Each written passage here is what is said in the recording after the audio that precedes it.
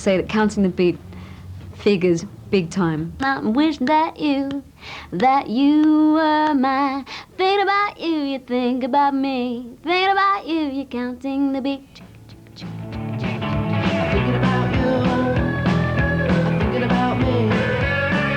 I'm thinking about just you and me. La da di dee, there ain't no place I'd rather be. La da di da, la da di da, la da di da, la da di da, la da di da, la da di da, la da di da, la da di da, la da di da, la da di da, la da di da, la da di da.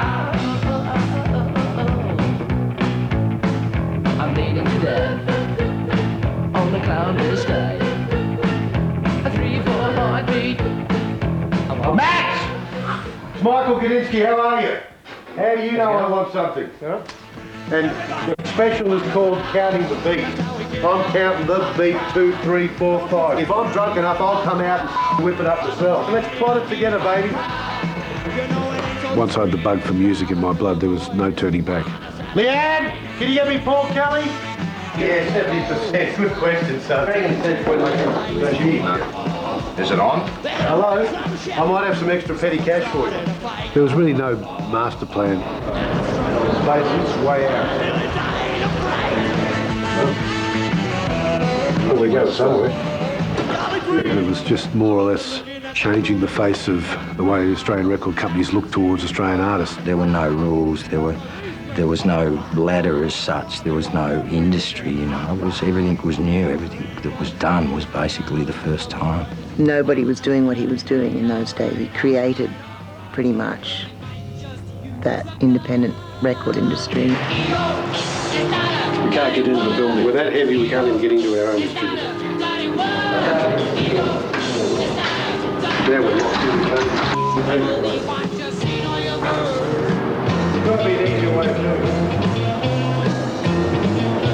it. He would have been 17, and he was this funny little kid with hair out to here, you know. He looked like one of the Furry Freak brothers, you know. Well, the Mushroom vibe was terrific. In fact, I think the esprit de corps at Mushroom was super. Where I loved Michael when he'd started Mushroom Records, that he had no fear of signing up something he believed in, from, you know, the Chains to the Metal Lakes and so on. There was always this distinct loyalty. For many years we've had a saying at Mushroom which is, you know, our artists are our strength, and it's very, very true. It's called a fiasco, common in the entertainment business, less common at Mushroom Records, of course. I guess we haven't got enough hits in the top 10 this week. I think they've dumped us, seriously. We're opposite the hotel on the ground at the back of the building. Hello, we've got through. Okay. We seem to be. That's it, I'm leaving! Sorry about that. Just a little drama. Whether it was Kylie Minogue in her time, or the Skyhooks, or Split Ends, or Jimmy Barnes, you know, there's always been someone that's come through with a phenomenally successful album when Mushrooms really needed it. I like Michael because, you know, I can walk in and say, I want to do this, this, this, and this, and it'll be on then. It'll be started, you know. Say, cool, let's go, you know. Michael's getting a lot of mileage out of the 20 years he's stuck by me. I mean, it's a great story, and as my mother always said, never let the truth stand in the way of a good story. But he's not that dumb to stand by someone for 20 years if they're not actually paying their way. I can remember Lovey invited Michael to this gig, and it was like downtown Bosnia. There were bodies and blood and, you know, spit and beer, and we came off stage and thought, oh well, there's no way we're going to get a deal now with Mushroom. And he came back. He was the happiest person at the whole gig, and he was going, yeah, come on, we'll sign you for sure. What are you doing?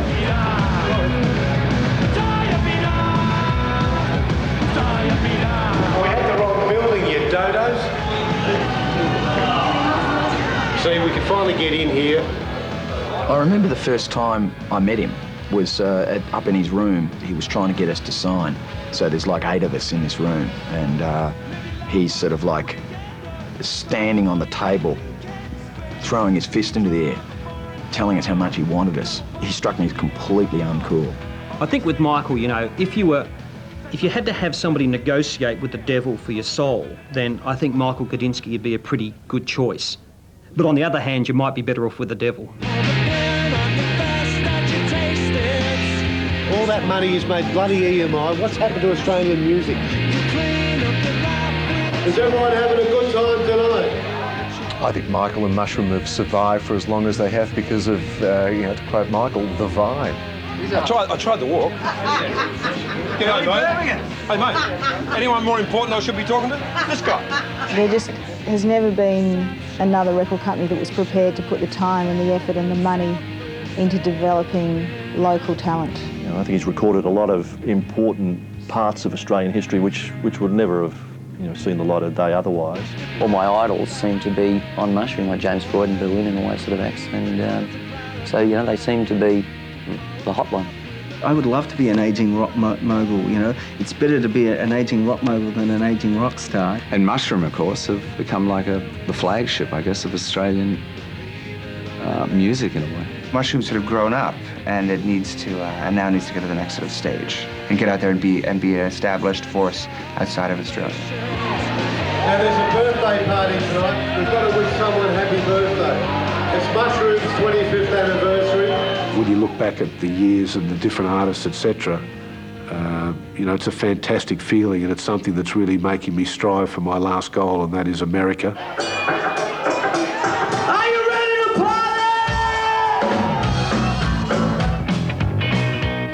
Looked at me and he said, yeah, well, we cut that hair, then you've got a pretty good rocker's head on you.